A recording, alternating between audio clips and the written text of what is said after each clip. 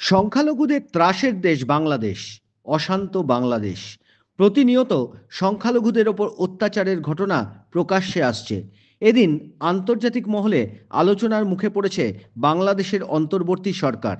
বাংলাদেশের সংখ্যালঘুরাও এর প্রতিবাদে নিয়মিত আন্দোলন বিক্ষোভ চালাচ্ছেন।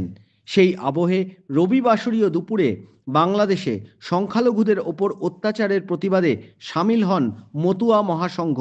এদিন উত্তর চব্বিশ পরগনার নীলগঞ্জ খেলার মাঠ থেকে শুরু হয় প্রতিবাদ মিছিল। সুভাষনগর মোড় ঘুরে সেই মিছিল পৌঁছয় নীলগঞ্জ ব্যাংকের মোড়ে। মিছিলে বাংলাদেশের অন্তর্বর্তী সরকারের প্রধান উপদেষ্টা মোহাম্মদ ইউনূসের কুশপুতুল দাহ করা হয় এবং জুতোর মালা পরানো হয়।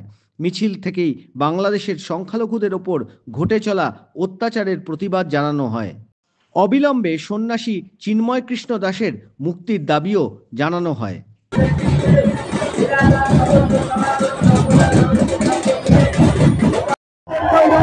আমরা মতুয়া মহাসংঘের পক্ষ থেকে আমরা প্রতিবাদ জানাতে চাইছি।